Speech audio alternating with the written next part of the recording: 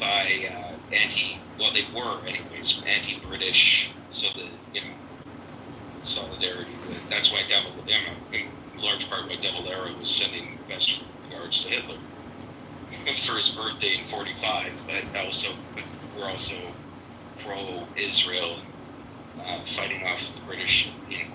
They would have been cheering on, bombing the whatever hotel that was, that kind of stuff. They may have even provided some. I wouldn't be surprised if the IRA were, in addition to soldiers, were advising in terms of tactics. Were you talking about the siege at Jadotville earlier? Yeah, I think that's it. 60 or something. It's Jadotville. Yeah. No supplies, completely outnumbered, completely surrounded, and no support whatsoever, and basically fought until they didn't have anything left to fight with. Yeah, but the kill to death ratio is ridiculous. But yeah, no, things have really soured between Israel and Ireland. I mean, Israel pulled its embassy out of Ireland, I believe, after the boycotts that Ireland jumped on board with. And I think Ireland also recognized Palestine as a state.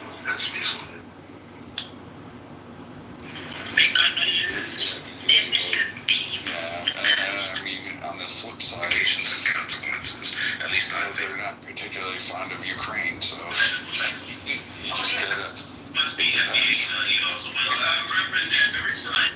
it's interesting when you say that you see them as a wealthy country. And one of my takeaways what you found wasn't sustainable enough to say that there's Northern Ireland to bad Ireland anything's going on right now. I didn't see great wealth there. I did see poverty, but I didn't see great wealth. Interesting the lifestyles there. Where in Ireland? In Ireland, yeah, in the Republic of Ireland. Yeah, it's sort of. I think it's a little. It's got that. It does have that sort of British sentiment where it's not about flaunting or wealth. It's kind of old money. It basically blunted and said that you cannot. We don't want to leave that, but he is. It's not to be ostentatious. the GDP per capita often is near the top in comparison, and because of its tax structure, it is a tax haven for private as well as nations. A lot of people have this money because you and I have been together a long time, and I always joke there's a Iberian conspiracy theory, you should look it up, that the ruling class is all Irish, and that somehow people just can't figure out how to accept the Irish. Yes, we talked about that. Now I remember, yeah, in the commencement of every president. And every big time bank is literally like their money is parked in Ireland. 7 years. A lot of the major U.S. corporations and especially technology, Apples. stuff. They all because Ireland's the only English-speaking nation state left in the EU, so it's and then the corporate tax rate. And the Irish are also extremely well educated. Like a very high percentage. They, like if you get your DNA test done it goes to Becky. This is John Kitover, Congressman-elect in the 16th District in Illinois. That's Peoria, Rockford, Bloomington, Quincy, and other areas of Illinois' central corridor. I run for your Congressman. I am the Ben Mendelsohn Deep State Patriots Trump.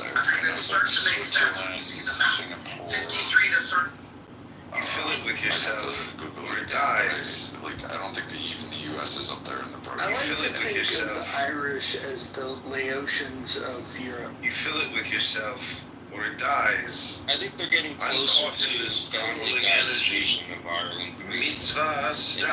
It's quintessential mitzvah. Models when you land on the airplane. Adi Khariv. No, the one where Just as the Ireland, it's Ireland before the invention of whiskey, and it's like flying quality of discernment, music, and then the the seventh Irish day. scientists are in there, and the one guy's like, I just invented a thing called whiskey, and they start drinking it, and like 20 minutes later in the country, it's just a fucking... That is a hound's life too.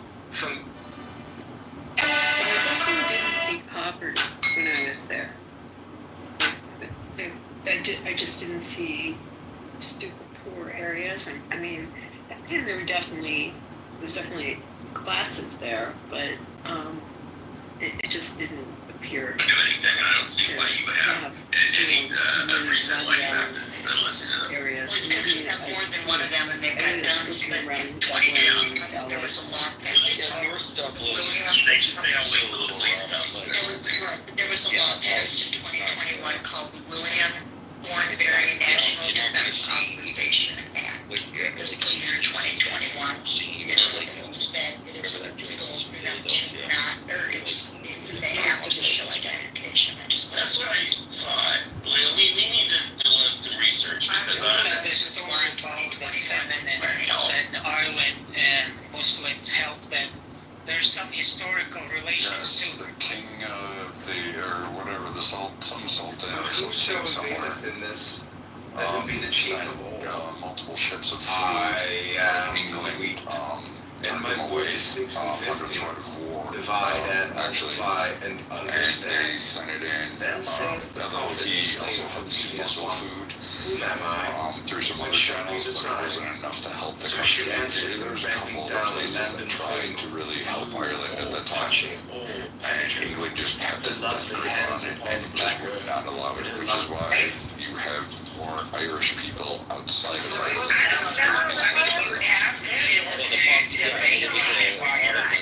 Rights that the moment became a precedent for unilateral executive military I can't action. remember his name either. Abdul Majid. But yeah, like Ireland had, Concerts there in the UK.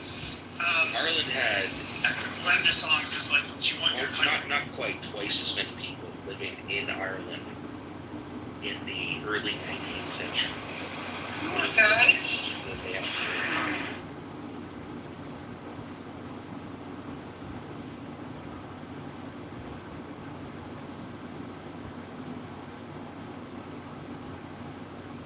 Is McGregor's clan Irish or Scottish? UFC. Conor McGregor, He's Irish. he's Irish. Oh, I heard his clan was fighting The Irish Scarlet people. Pimpernel from 1934, a British comedy. A noblewoman discovers her husband is the Scarlet As Pimpernel, possible, a vigilante who McGregor's rescues aristocrats from the blade of the guillotine.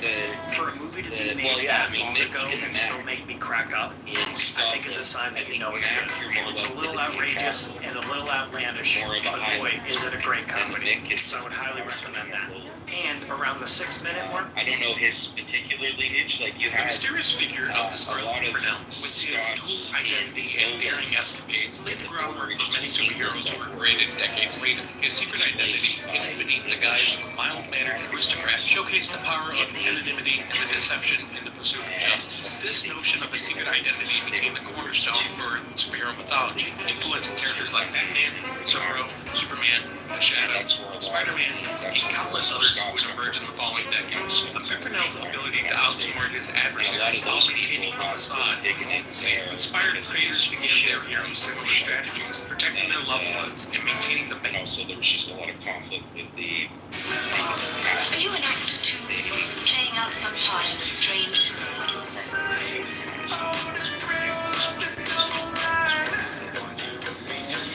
I guess the Bantos, all that stuff was used with African slaves,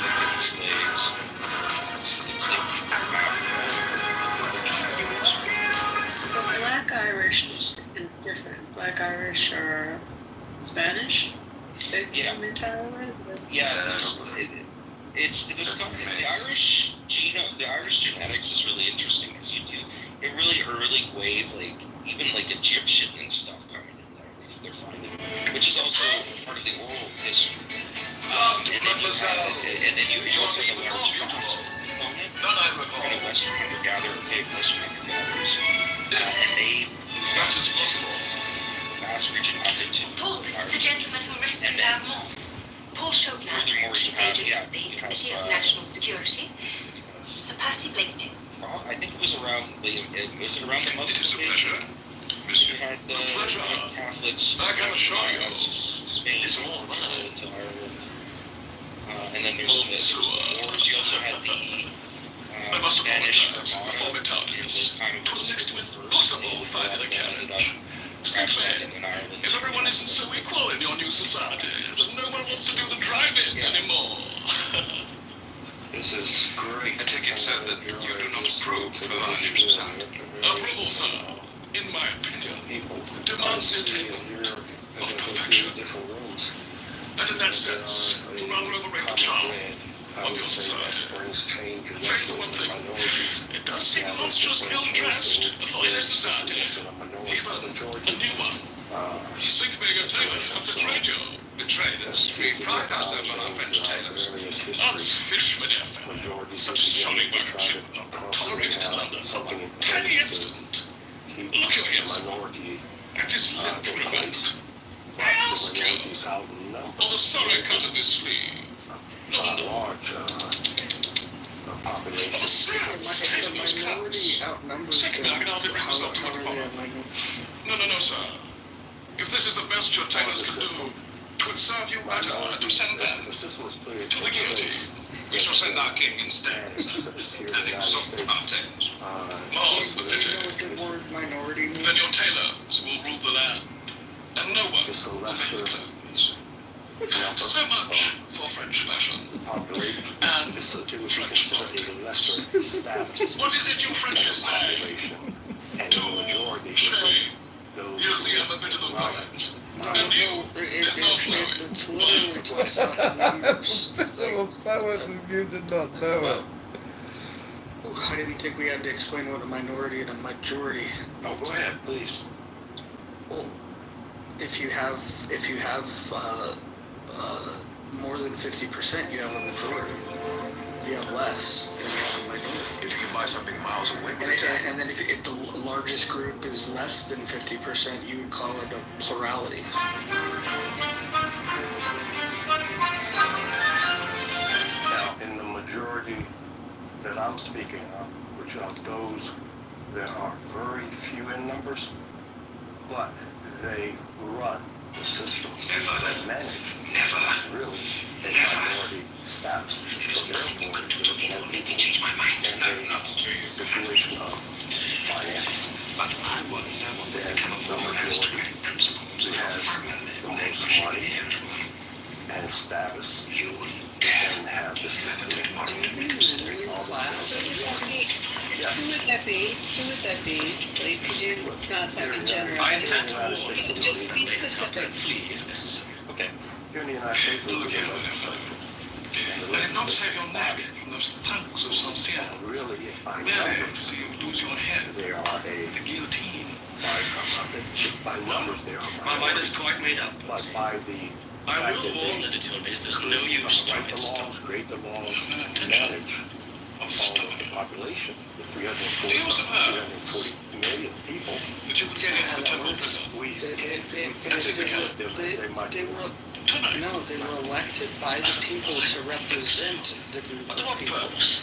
I think you're confusing a lot of terms. Oh, I think what you mean is Have like a there's a plan. ruling class. You are practically And then capable of any you're thought of referring getting to, your head. but you're Not also trivial. referring to the ruling class as Oh, the really? minority. This is Which, serious. I mean, it's just very, very odd the way you're framing all of it. We must rescue the detainee.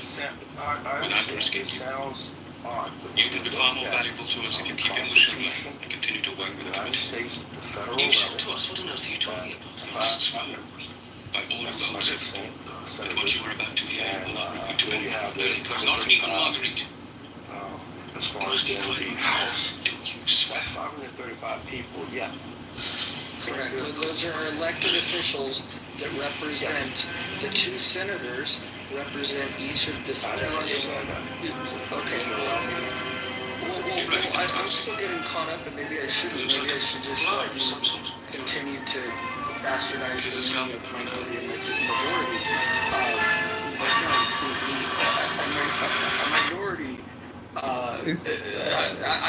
honestly, like, just go on.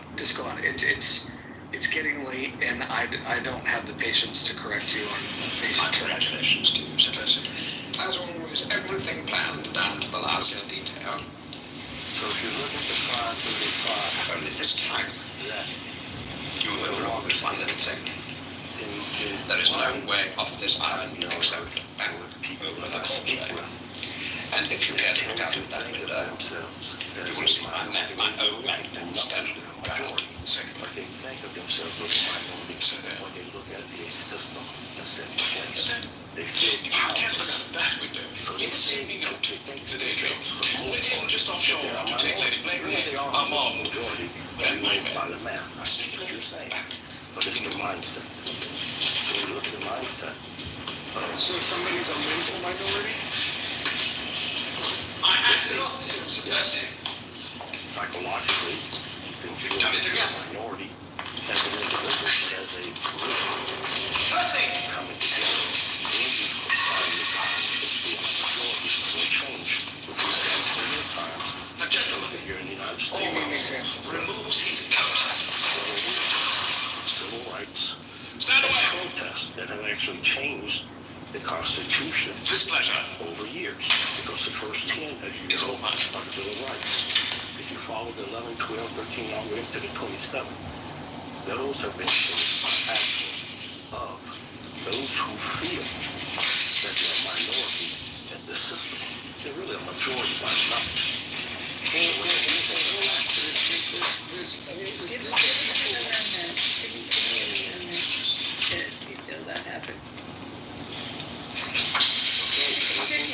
Which abolished slavery, the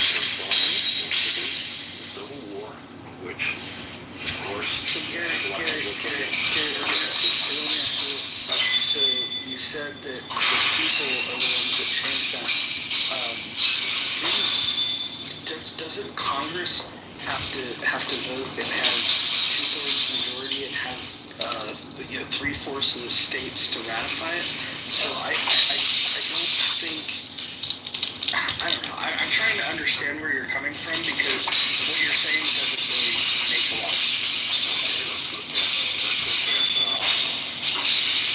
Where if I'm following you correctly, you're saying that you look at some of these amendments, for the most part, it was Congress doing their part to bring this about. But really, Every state had to pass it.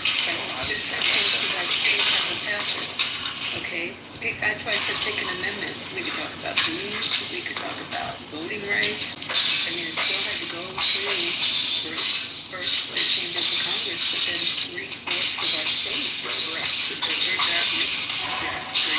So Congress has to pass it with 2/3, and then the states have to ratify it with 3/4. I always like Can you give me an example of an amendment, Kerry, where that didn't? English. And there's such a sense of fair play. I said Exactly so. people brought that My dear Sherman. into play, which Which is why I think in your case, to fair play the action to to bring leave your some of these fate amendments. in the hands of You have some Robespierre amendments and that his deal image. with the Take my challenges way. that the system, if I want to say system, that's Congress and all, I shall need his style as garment to persuade the guard of the causeway that I am citizenship started the tradition of My darling headmaster, I promised Armand that I would bring Louise safely back. Not this time. I am in position. It goes Paris in your place. Perhaps in this small way I may atone for my mistakes. No need for you going into dangerous. As you must do it. Yes. Your wardrobe. No, that's like. So Not what taking I'm it. saying is a lot of Mrs. these Monroe, but I was loath to once play. you get to the first 10, Beyond our my dear a lot of Armand, those he's all things yours. that followed was all Godspeed, my some friend. type of action, either by the people or president, or even some of them were just policies and procedures, so that you have some way of knowing how the system is going to handle itself and manage things. So you got the first 10 Bill of Rights, which really point a lot to the revolutionary part of it, of not having kings, not having certain things happen that the framers had dealt with, that came out of Britain and that. Does your first now? These are your I rights. suppose Gary, let's slow down. So are you familiar with the Federalist Papers and the Anti-Federalist Papers? those creatures seek you Okay, everywhere. so a lot of people aren't aware that when the Constitution was first written, the intention was to not have a Bill of Rights. It was some old folks that decided to say, hey, we're not going to get this ratified if we don't secure the rights for the people. And so I don't know if a lot of people understand the history of like how the Bill of Rights even got inserted. When it was originally drafted, there was no bill. They seek him there. Okay, we do have the Bill of Rights, correct? Everywhere. We Is he do. in heaven? Since we have the Bill of Or is Rights, he we have the 10 Hell. that are in place. And I can understand, the different things to get where we are, with the 10. But when you follow that little trail of historical actions by citizens or by presidents that actually challenge the system, Congress had to go through Now we that gotta go help process. people customize and save hundreds with Liberty Mutual. Rose up enough, or brought enough pressure on them to break that change. Now here's the Probably wet himself. Even if you look back at some things that you look at in the sense of, let's see, when the bubble popped and they had the Obamacare, there were good things to that, but in the long term, there were some bad things in it. If you look at Gary, let me ask you this. I just want to get this conversation a little more focused. Do you think the U.S. would be better off if Jews didn't have so much control over the U.S. and so much influence on the U.S.?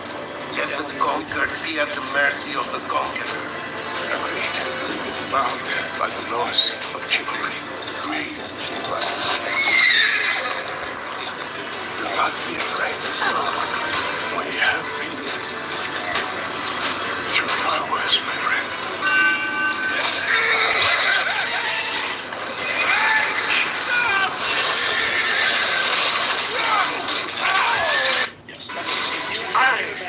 I'm not real Don Quixote. In person. You doubt my walk? I mentioned it earlier, I would then take and change the place. That one right there changes the behavior. 535. That's what I would do today. That means I would bring the U.S. up to the state. Do you know how much they get paid? Do you think that in terms of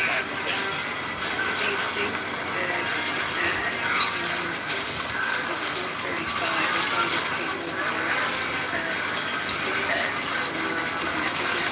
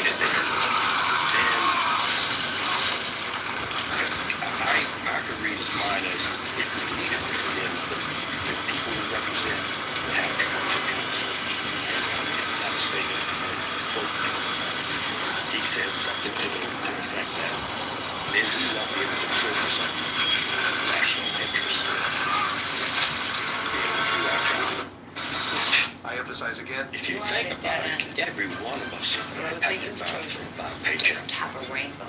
except for 535 Be members yourself, Duncan. who, as you say, on the surface it looks good. They can't pay themselves until they were mentioned, until they move out to new class coming in, if you want to put it that way. Let me shed light on something really quickly. Do you know what it costs to live in DC, like around the Capitol Hill area? You know what it costs to rent a pretty decent rate of security?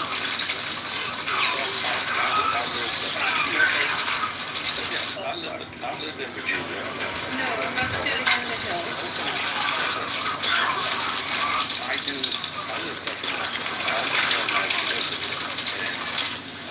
I can see that, but here's the thing. You are at a dead end. Yeah, you're really dumb, kid. There's no reason for Do you remember years ago, about 10 years ago, I was making a film? You were just an old man I found. They don't have to get it from they could get it from the state. Yeah, right, but then I found you, and I thought this guy has When I a hear your face. people It's the kind of face I've used now to sell insurance. I really want to create that city in DC. Here's the thing. Wait, but you changed two different things. Hold on, Gary. Are you concerned about the amount that they're, because that amendment has to do with raising their pay. Are you concerned with the amount that they're getting paid and whether they've raised their salaries? Or are you concerned about the source of the funds, whether it's coming out of the state budget or federal budget? Which part of that amendment is concerned to you? Thank you for asking.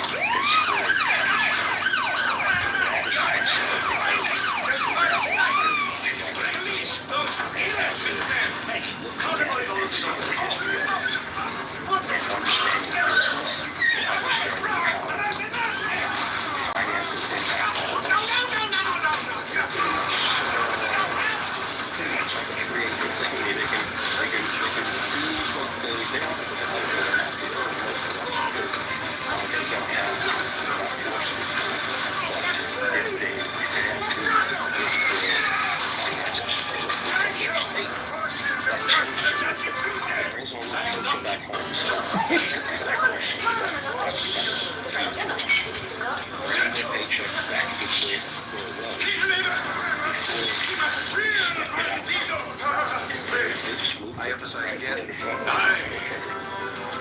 Later, ghost. I asked her how much Every they're minute being knowing paid. you has been a Based horror on show if we waste of time. in the union, it's significantly $175,000. Do you have a little knife that you're going to try to stab me with? No, I know I'm too late. So, out of our state budget, which is multi-millions, with 4 representatives, don't even add up to $1 million a year. So, and you have the 2 senators. I think I understand. Hold on a second. Before we go there, I just want to read this. So congressional salaries have always been paid by the federal government, not by individual states. From the beginning of the U.S. under the Constitution in 1789, members of Congress were paid through the U.S. Treasury. Article 1, Section 6 of the Constitution. The federal government collects taxes and appropriates funds through the annual budget process, which includes salaries for members of the House and the Senate. States have never directly paid congressional salaries, even though senators were originally chosen by the state legislature before the 17th Amendment. So even before the 27th Amendment, members of Congress were always federally paid, not state funded.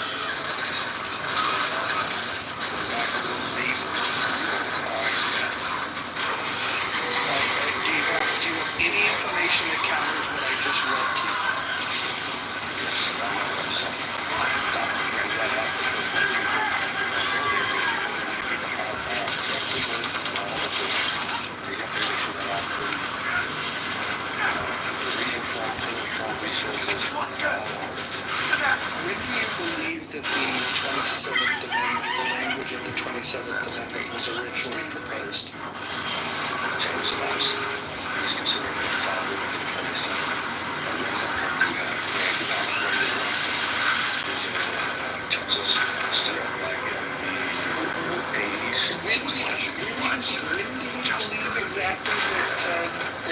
Congress was paid by the states? Say anyone notice that red light approaching gunfire?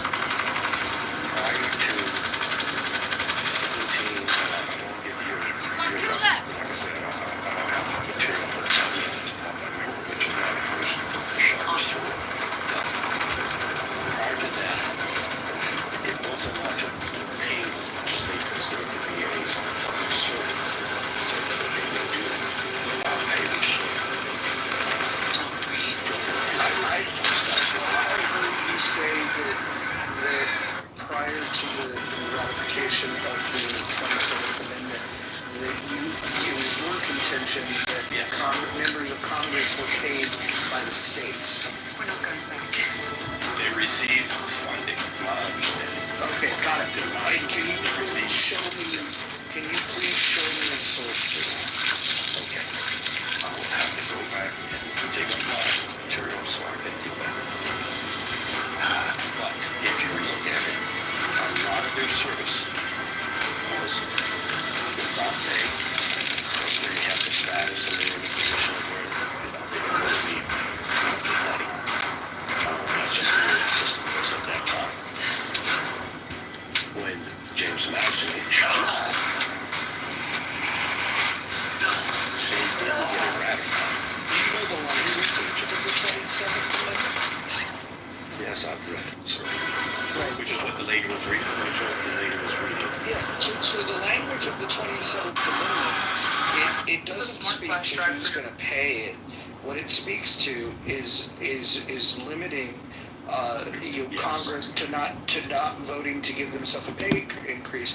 So it allows for the for the incoming Congress to be able to have a say in that. So why? I'm just confused where you got the idea that the 27th Amendment does any of the things that you're suggesting, which you're making the claim that it changed it where they're now federally funded, where you believe they were once state funded, and I just read to you that they've never been state funded, ever, in our history. Also, I had a question. As you want the states to pay their salaries, what about for the approximate 8,000 people that work as staff on the Hill, who should be paying the staff salaries? Abby, we should fire all those people. That's a different conversation. You look at that one website they have, it's the Instagram account, Dear White Staffers. It's pretty bad. I don't know if you know about that one. But I'm just curious. I mean, that if you do look at an expense of Congress, that's the expense, is the staffers. So Gary, are you suggesting that they're paid by the state?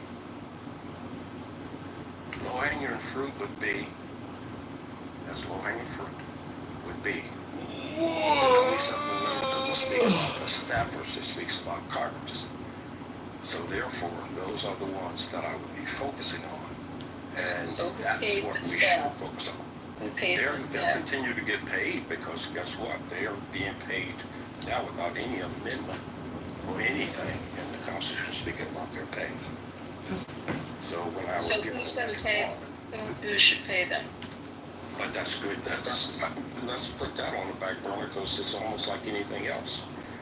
It's not a topic.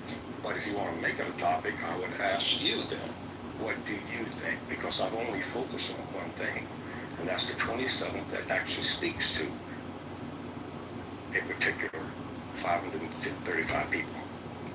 So to bring something else onto the table, But that's the greatest expense. Except to continue it the way it is. Yeah. Well, the greatest expense in running Congress in those two chambers are they each member of Congress and definitely the Senate have large staffs.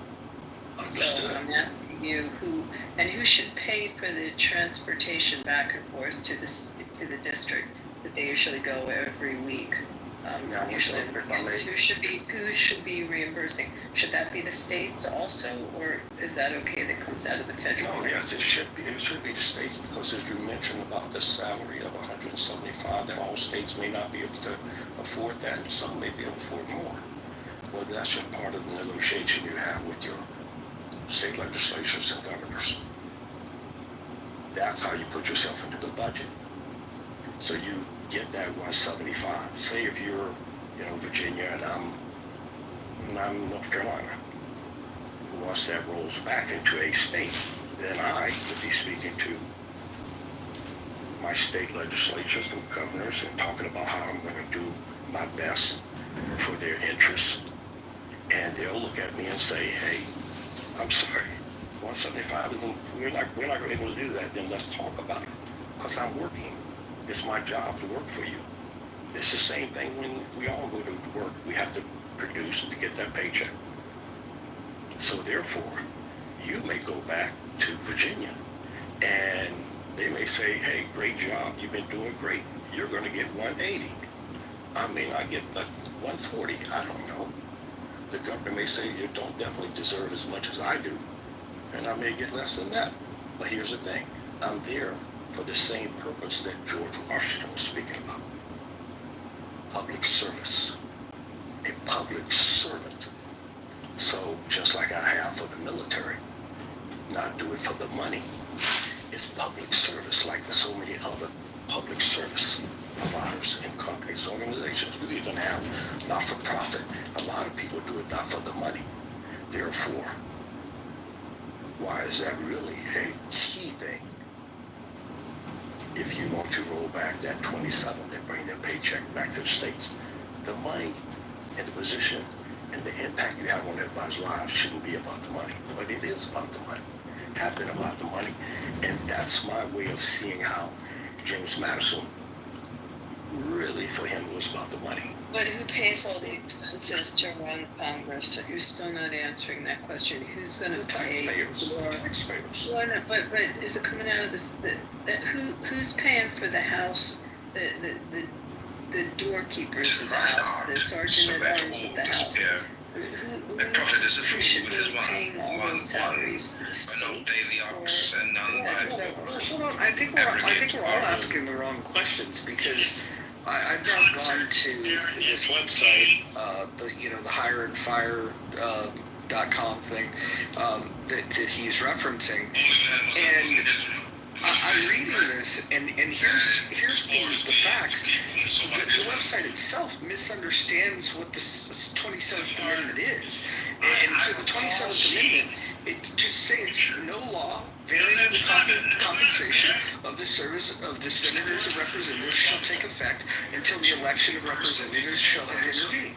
And so what you're asking to do is to repeal it, it's actually going to do the opposite of what you want, because if it's repealed, what you do in repealing that is allow Congress to be able to vote to give themselves a raise immediately with no delay or accountability to voters. So I think what you're asking for, either you just literally don't understand what the 27th Amendment is, or you do and you're using this trickery because what you really want is for Congress to be able to vote for themselves to get an immediate pay raise, because that's all the administration, that's all that this amendment does, is speaks to their ability to give themselves a pay increase. So Gary, let's break this down. What is it you actually want? If you genuinely want to repeal it, you must be in support of Congress voting to give themselves an immediate pay raise. Is that what you're looking for? Well, as with most things, that when we start reading, if we went by just a little bit, you can make all kinds of assumptions, but I think I stated in the beginning, and through everything that I've ever put out, and for the material that I've created as content that I've shared with plenty of people, it goes to the one principal thing I said earlier, the 27th Amendment, which allows them to pay themselves on the federal treasury. We bring their payrolls back to the state. Well, hold on. No, Gary, this is where you're misunderstanding. Before and after the 27th Amendment, the pay was coming from the U.S. Treasurer. It never came from the states. You're making that detail up in your mind. That's never been a reality. And all the 27th Amendment is whether or not Congress can give themselves an immediate raise, which is what you seem to, you support them giving themselves an immediate raise because repealing the 27th Amendment, that's the impact that does. So let me ask you this. Do you want Congress to be able to vote to give themselves an immediate raise?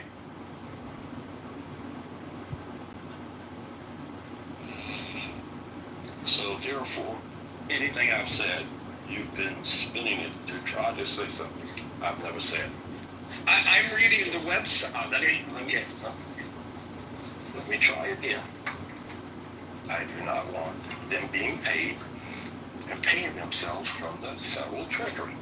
That is the bottom principle as to what the whole purpose is. But they got paid by the U.S. Treasury. No, well, hold on. But hold on. Just point of order. The fact remains they got paid from the U.S. Treasurer prior to the amendment and after the amendment. And so what you're talking about in repealing it doesn't do any of that.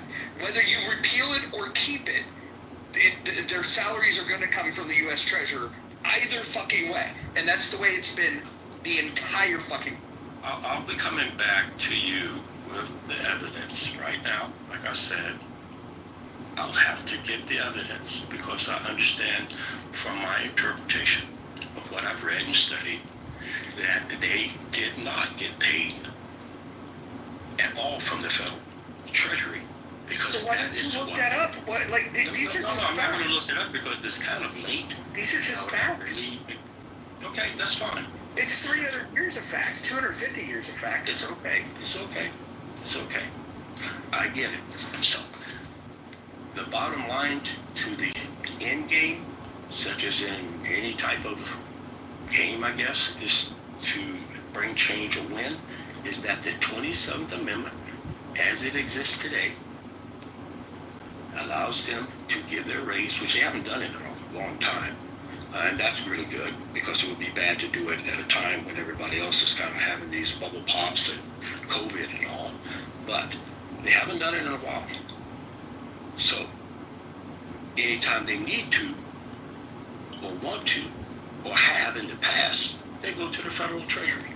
They should be getting it from the state, talking to their state legislatures, talking to their governments. That's never happened in U.S. history.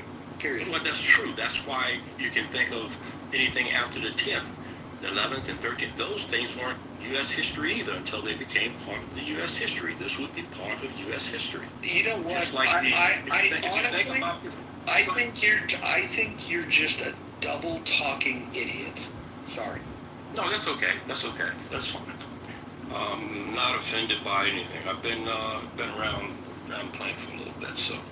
I can't be insulted. Well, let me make this clear. I posted your website so everybody can go read for themselves what you guys are asking for. And what he's supporting is a repeal of the 27th Amendment. He's stating here that the reason they want to repeal it is he wants the states to be where the Congress gets funded from, which repealing the 27th Amendment would not do. In fact, the only thing repealing the 27th Amendment would allow for is for Congress to give themselves an immediate raise. So that's what you stand for. How do we bring? No, I'm glad you're asking because I don't mind going a little deeper in the rabbit hole. Okay, so how is it that, or how would you say most of the states end up, let's say, take marijuana let's use marijuana. When California started it out for medicinal purposes, right? Most states were sitting back just watching. As soon as they got it passed, then you had a few more states, and now we have, out of 50 states, probably 45 states that have municipal use. And then it came up to, I think, Washington State came for the recreational, and everybody was sitting there waiting. As soon as they did it, then we have a certain number of states with both, not just medicinal, but or medical, but then you have also recreational. Well, the same thing has happened in a lot of things. You have these states sitting back and they're testing and they're waiting and they see if it goes through. So how do you change or repeal? Well, it would take one state, any state, the first state, that once they understand that what the 27th Amendment allows their own representatives to do is to say, we want, let's say if I'm in North Carolina, get enough people in North Carolina to say, you represent us, you work for us, you say it, put your money where your mouth is. Right now, you're paying yourself out the federal. Why don't you let us? Now, what representative is going to say, I'm sorry, but I get paid $175. Let's negotiate. Okay, let's negotiate. Right now, you're paying yourself out of the federal. You work for us. Bring your paycheck back home.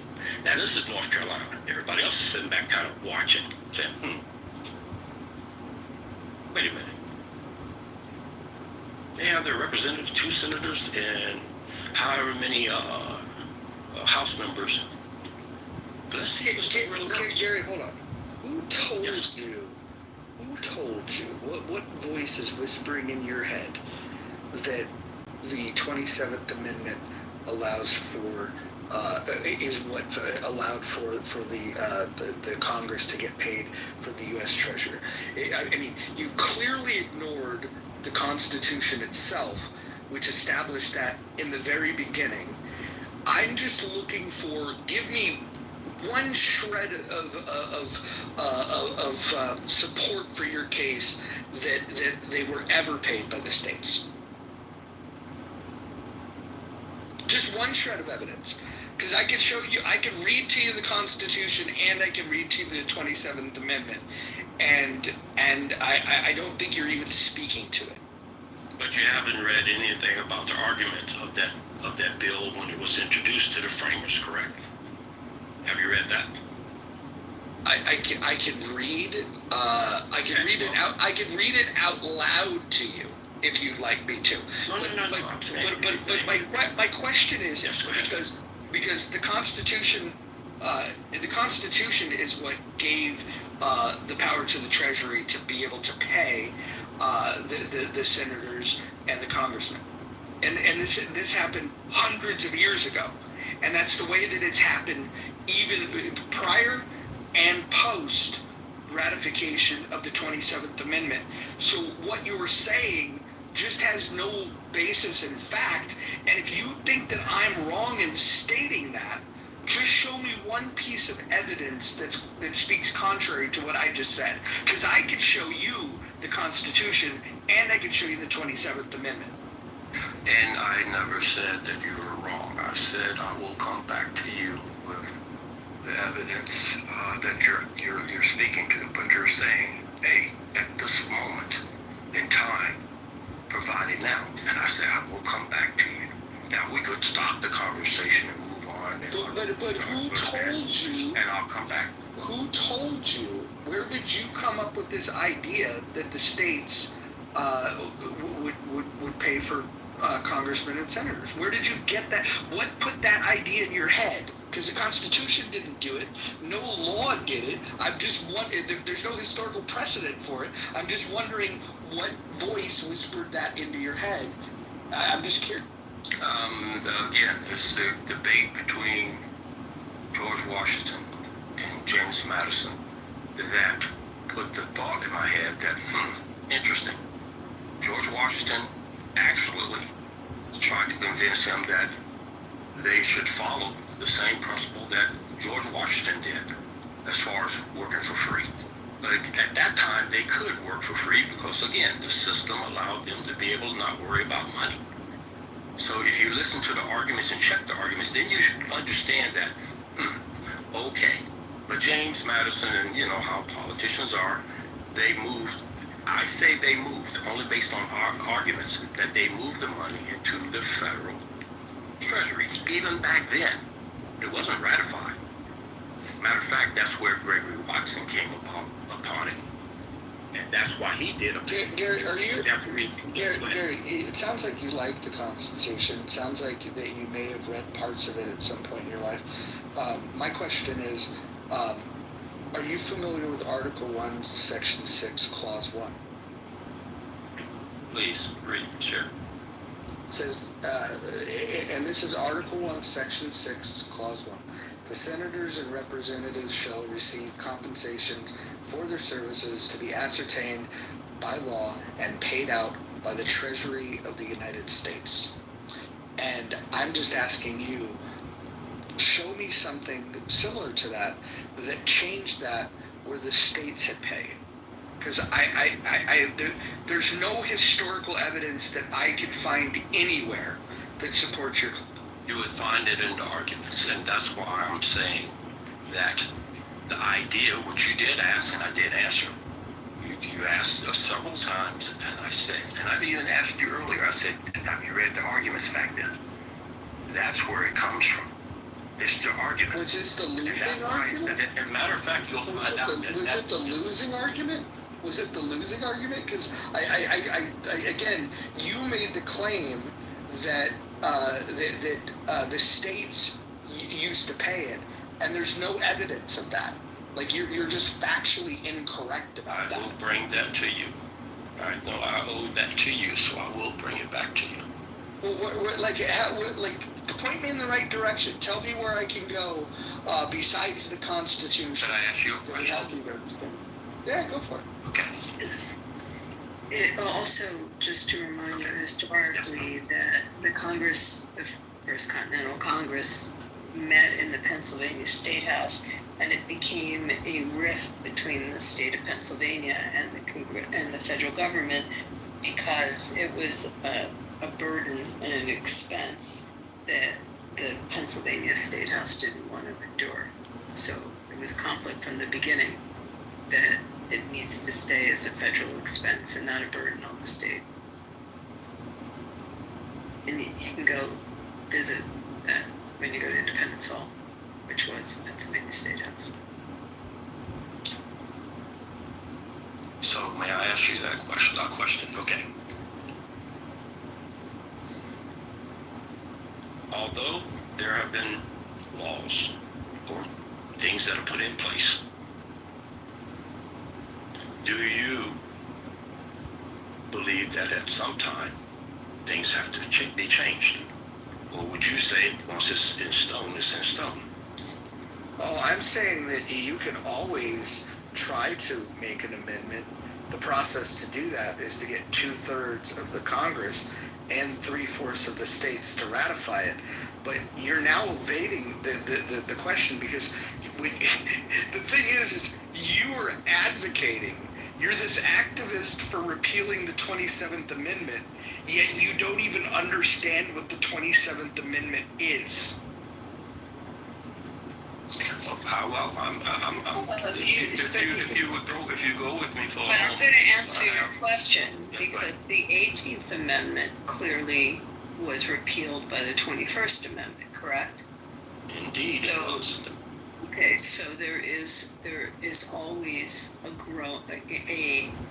the Constitution lives and breathes, and if it's the will of the electorate to change the law, then just as you just heard, if 2/3 of Congress and 3/4 of the state houses agree, as they did when they brought about the repealing of the 18th Amendment with the 21st Amendment, it's an example of it. May I ask you a question? Yeah. I heard you say it's the will of the electric. Is that a true statement? Electors or is that a true statement or is it the will of the people? I mean, the electorate are the people that elect the members of the government. The electorate are the people. I didn't say electors, I said electorate. So the will of, I've always kind of looked at it as the will of the people overrides that the is positions the that are. The electorate is the people. But I get that. Okay. No. I'll use a different. The will of the nation is that better? Yes, thank you. Thank you. Change the law. The will of the nation was to change the law and repeal the 18th Amendment with the 21st Amendment. So yes, the law can change. Plessy versus Ferguson was overturned with Brown versus Board. I mean, we have it in our judiciary, we have it in our legislature, we have a president that signs an executive order that overturns an executive order of the prior administration. It can happen in all three branches of government. Yes. But it doesn't, with respect to legislation or with an amendment to the Constitution, it has to go through the will of the nation, and it's 2/3 of Congress and 3/4 of the state houses. Yes. Okay. So therefore, just riding on that powerful statement there, will of the nation, will of the people, however anyone wants to word it, but that will of we as citizens can bring on change, because that's what we do. When I go back to the question of if it's in stone, does that mean it can't change? Well, we already have figured out it can change. So therefore, if any one state decide by the will of their citizens that they want their employee payroll to come from their state treasury, and they push that towards their employee, that would change the whole entire mindset of how their employees will work for them, just like we all are working. So, Abby, check this out. So I figured out where he gets this Gregory Watson fella, and the history of this. Which, by the way, like, I wish Gregory Watson was alive and well to come in this room to be able to tell Gary that he doesn't understand what the hell he's talking about. But here's pause there. I've actually with him, and he is a lot. Well, you take him in the fucking room, because here's the thing. So here's the whole story. So in 1982. When Gregory Watson was going to University of Texas, he wrote a paper arguing that the amendment was still technically alive. It was proposed 200 years ago, and his professor gave him a C, and he was pretty adamant that he was right, that it was still alive, because only 6 states had ratified it back then. They didn't have the 3/4 of the states to ratify it, and so. It became a thing, and then Congress took it up and started talking about it, and then the states one by one went and ratified this. All of this stuff is true. Like, this Gregory Watson kid was a student that looked at the Constitution, said that, hey, there's no reason to believe this amendment is dead. It just hasn't been ratified. And then he restoked the flames, and 200 years after it had been proposed, he gets it passed. Where Gary gets all of this stuff wrong, though, is that what he believes the 27th Amendment does. And Gregory Watson has no argument that supports any of the things that Gary. Actually, as I said, I did track him down, because that's part of my, like I said, I've been at this for almost close to 20 years. Okay, show me a quote from him that agrees with you. Show me a quote from him that agrees with you. In our conversation, and again, in our conversation, I did discuss with him the point that I'm bringing to you. Now, it wasn't a agree or disagree. He simply, because I was asking him how he went about it. One person, one kid, pushing an idea, not giving up, and then it becomes a 27th. But he was right. He was right. You were incorrect. Gary, the problem. Listen, I agree. This kid was brilliant. He read the Constitution. He saw this amendment that had stalled to get the momentum. He challenged the idea that somehow it was dead, and 200 years later it got passed. But the problem is, you're taking what that guy argued, and then you have this deep misunderstanding of what the 27th Amendment is, and you're calling for the repeal of it. Like, this guy called to get it ratified, you're calling to get it repealed, and you can't even speak to what the fuck it is. I'm not sure if I need to, because it was already read, and I think most individuals, based on what they heard if they were in the room, when it was read, it basically says that you can go read it, they can read it for themselves as well. And you've read it, and you've also stated what you believe it's about. I said on the surface, that's what it seems like. But now as you go deeper and deeper in the rabbit hole, you start understanding the arguments. You start understanding that although Gregory Watson had his purpose and reason, I have mine based on my research. No, based on your misunderstanding. It's based on your misunderstanding. Listen, just show one piece of evidence that points to the idea that what you said was true when you said that the 27th Amendment is what allowed for the Treasury to be the one that pays congressmen and senators. I've shown you the Constitution of the United States, which is the supreme law of the land, that declares definitively that you're incorrect. And I'm just simply asking, do you even have, I'd love for something to at least help us understand how you came to your misunderstanding.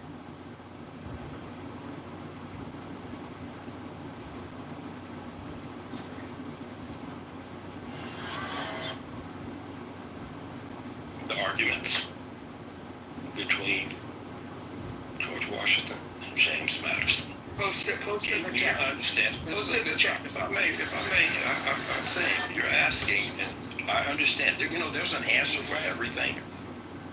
It's just that it may not be the answer that people will accept, but you have an answer. And it's okay, because I've been there too. Someone gives me an answer, I don't accept it.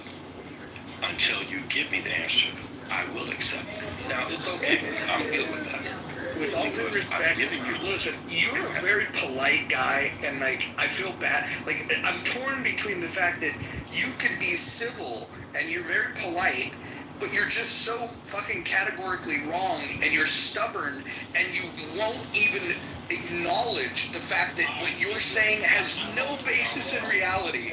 And so I'm torn between the fact that I like how polite this guy is, and I like the fact that he defends his position despite the fact that he's incorrect. But then the fact that you're so goddamn ignorant, I don't know if I'm supposed to like you or just. Well, I'll take that position. That's okay. So therefore, I'm in that realm of 50-50. I'll take that. Jesus. But I will say this.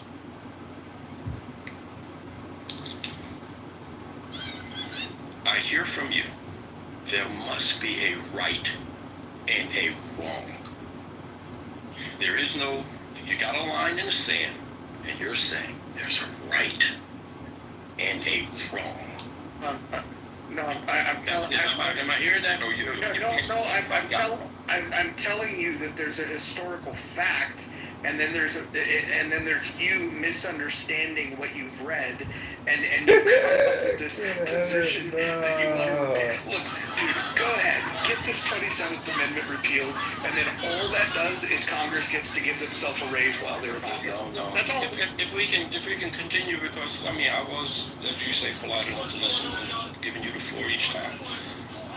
But that's what I'm hearing. There has to be a right. There has to be a wrong.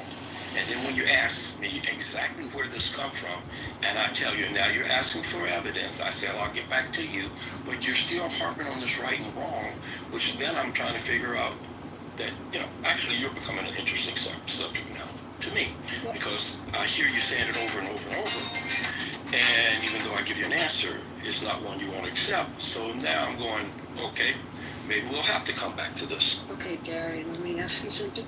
Is there anything else that you champion as a cause other than the 27th Amendment? Is there anything else that you feel strongly about? Are there anything in our system, social injustice? That's a great question. That's a great question. Because I would say the best way to approach anything is with one purpose. And then once that's done, you can go to another purpose, but only champion one. One thing about the systems that we have in the political world, and I think What in the fuck? is that when you come to them with three things, God, you gotta be shitting me. they'll splinter you. You come with two, they'll segregate you. But when you come with one, and you have that type of line in the sand, we can make things happen. So that's a great question. Right now, it's a focus, military mindset, mission mindset, to focus on one thing. Something that people can understand, such as when you were saying, when you said the words, will of the nation, that's powerful. Because it depends on how you kind of say it. And the more, yes, go ahead. So I think I answered your question though, right? One thing and one thing only. It's where we focus. It's a military mindset of precision, accuracy, and one mindset. That brings change. And you know why military is like that? Because it's completely monopoly from government, controlled by government. I'm sorry, I couldn't hear you. That was low. Well, I think I'm in matrix. The reason why military works great because it's controlled only by government, monopoly. Could you expand on that a little bit as to it being controlled by government monopoly? There's no private sector. I mean, it's completely.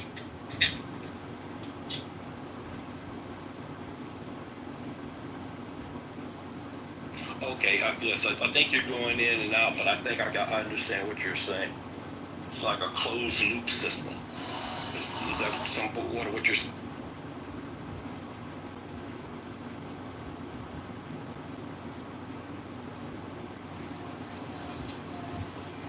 Alright, things are view time. We're on Lake Geneva. It's actually beautiful. Look at the little tug. Well,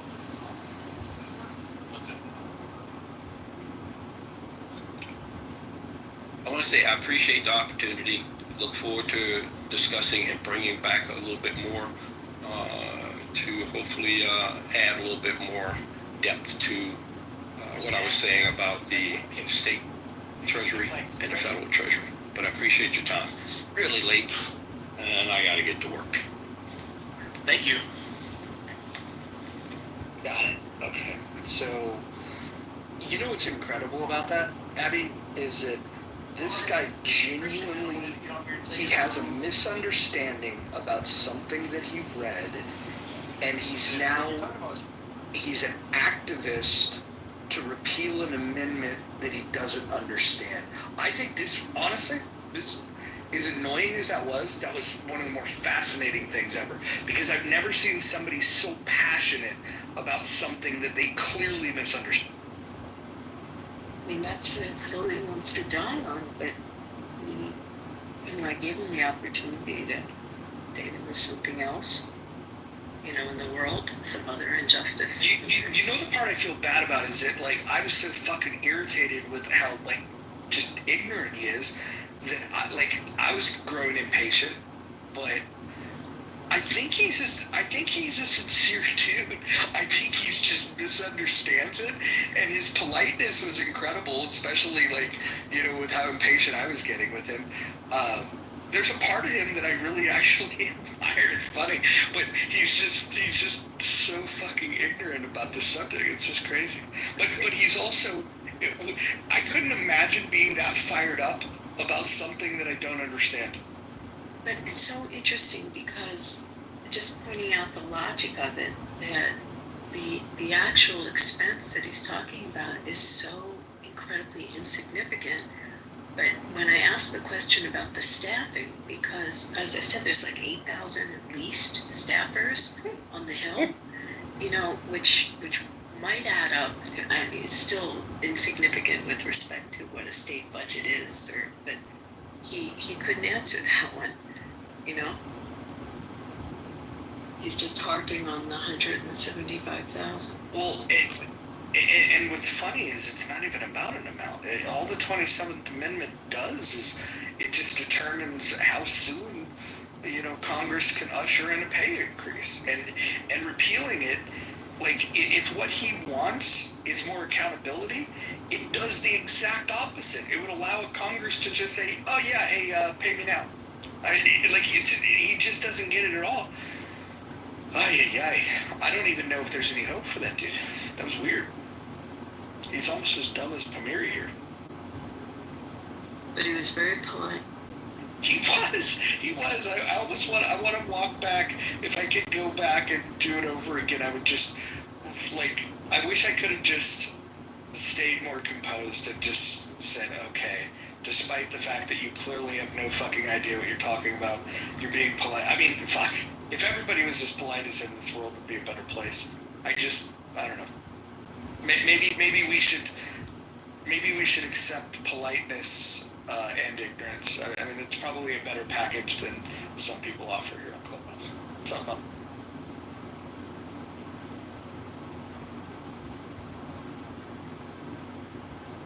I'm just wondering, we were just trying to get deep there, figuring out where he's coming from. Is he a states' rights guy? Like, what is he? I couldn't, that's what I couldn't. You know what I'm trying to think is that I think this Gregory Watson guy inspired him, because, as I started reading about it, it's fucking fascinating.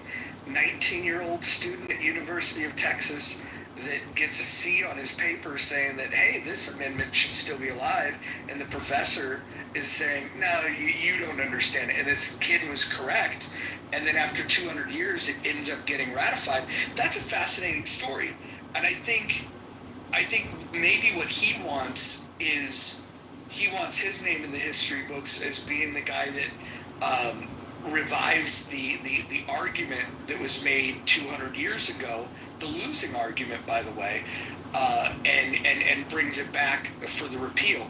But the part that I was stuck on was that he made the claim that that's how they were paid.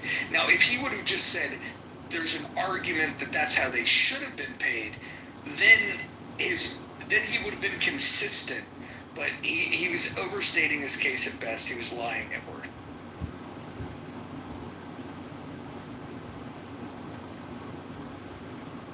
I never think about the 27th Amendment. I'm so blown away. You know what? It just goes to show, because when he first came up and he was talking about radical change and stuff, I'm thinking okay, he's probably, he's either a socialist or social justice or some shit. He's got some issue. I would have never, if you would have gave me a million guesses, I would have never guessed that his, cause that he wanted to champion was repealing the 27th Amendment.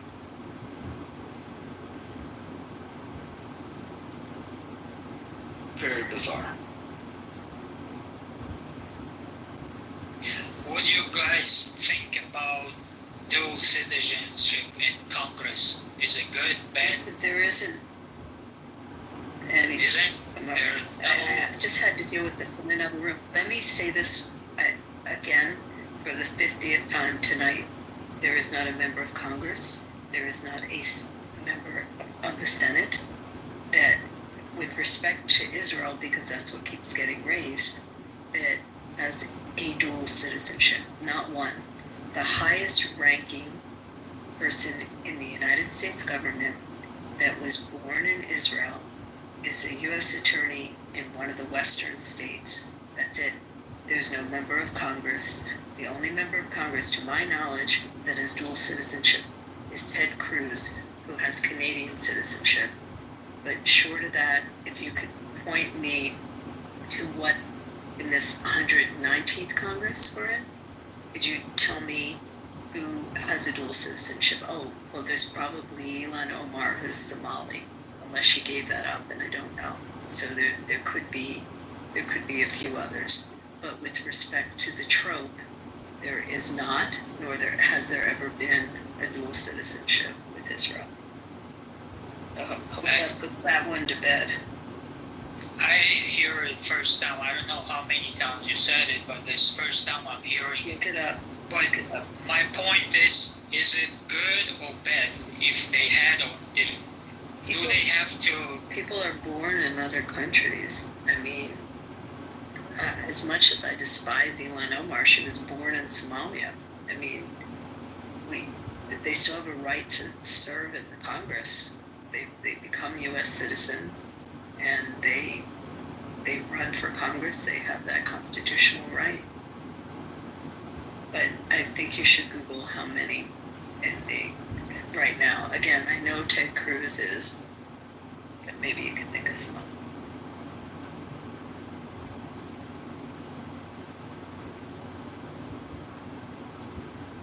How do you feel about it? I think if you become a federal official government employee, you should give up whatever citizenship you have and only have American. So there is a law, because this happened to a friend of mine, actually, that if you become a diplomat from another nation, you have to give up your U.S. citizenship. We do have that law.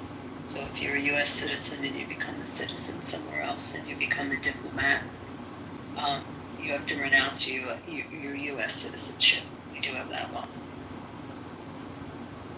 And that happened. If I could, I would limit the number of years they serve in Congress. I would just put 2 terms, 4 years, and that's it. Well, we do have limits on how long they can serve. We have elections, and the people decide if they want them to stay or to go. So the limits are there. Yeah, there are limits, but somehow they serve for 30 years, 40 years. No, this is fine, but that's because people chose that. Elections are potential term limits. We already have a system in place. And if the place that they represent wants them, then they should have the job, period.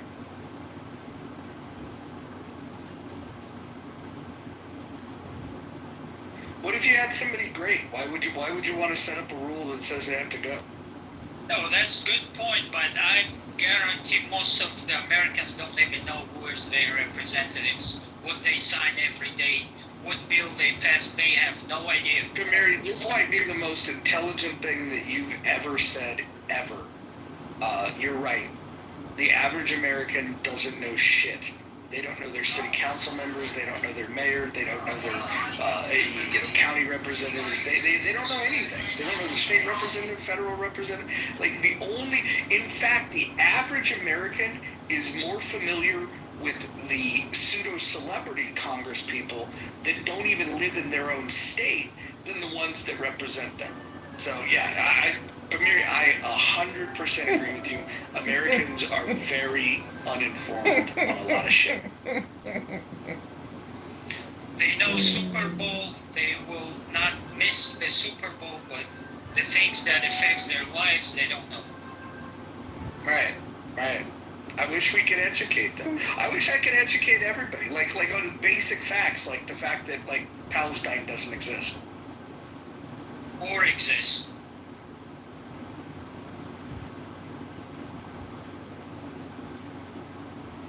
Yes. Liz, are you still with us? Mother?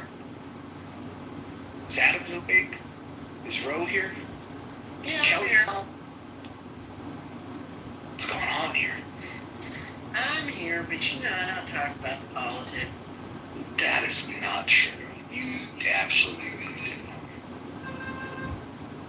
I make fun of the politics. There's a difference. You all be all serious about the 27th Amendment and who's an idiot.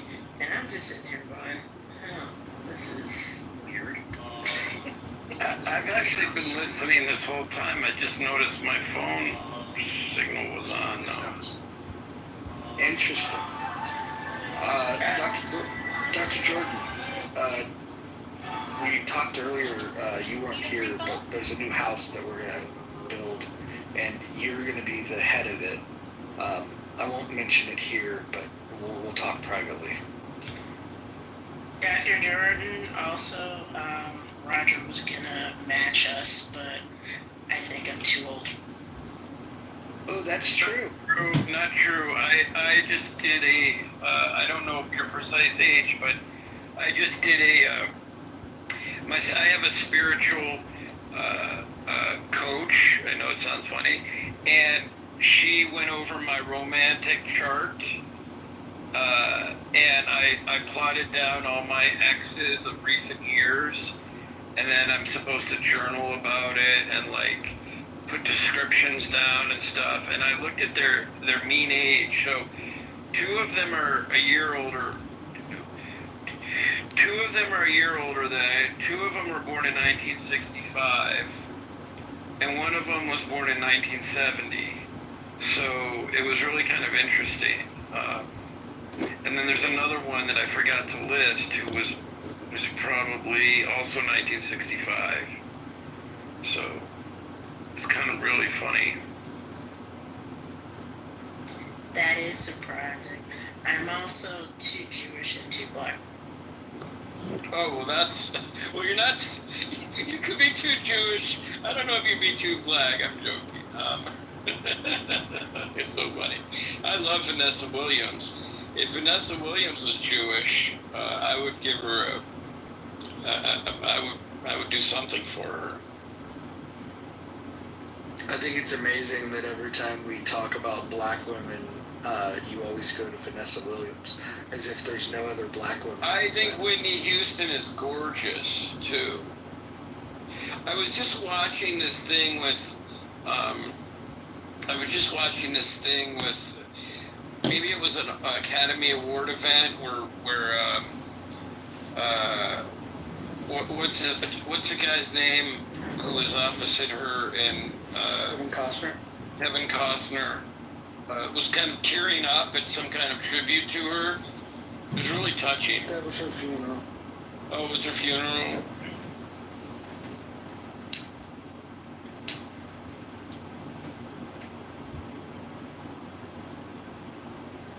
Todd's gonna come up here and say something about me. Let's hope so.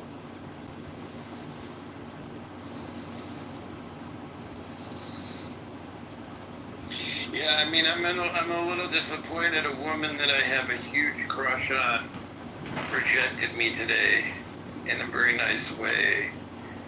So I'm just...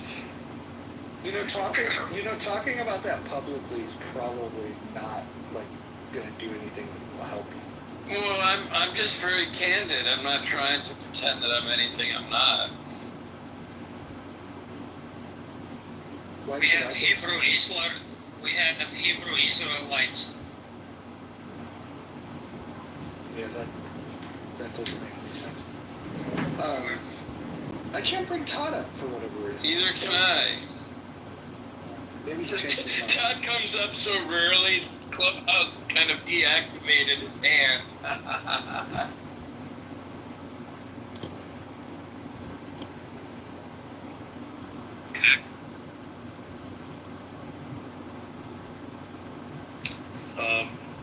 I have some question for AB. AB, are you still there? Yeah, I'm here. Yeah, I'm still quite disturbed by the other rooms, the kind of question raised. And then after that, I went through the discussion between Ted Cruz and Tucker. And a lot of the question raised in the other room were answered in that discussion. And yeah, I'm still processing what happened in the other room. Point number one. Point number two is, I mean, what is the difference between Gary Critical Thinking Forum and Healthy Debate? I was kind of asking myself this question. Because in Gary Critical Thinking, sometimes you have someone who can't present a critical thinking into his or her position, but was very emotionally disturbed by the title of the topics, right? The topic of the critical thinking forum. So they just express the emotion without offering any critical thinking. So the question is, what should Gary do with situation like this? And also, what do you think, Mojo? What would you do with situation like that? People just emotionally disturbed.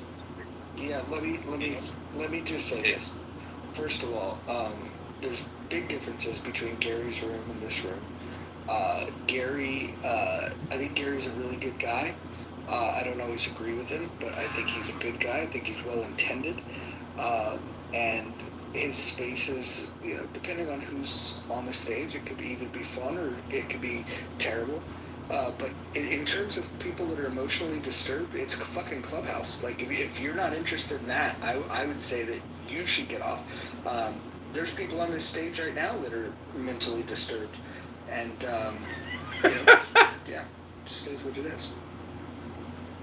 Dr. Jordan, I came out to talk about the bodyguard. Oh my God. You're going to start singing, Thomas? Dr. Jordan, Mojo. Leave I don't him alone. He's a nice I don't have pipes. I don't have pipes like that. They were going to make a sequel to it, though.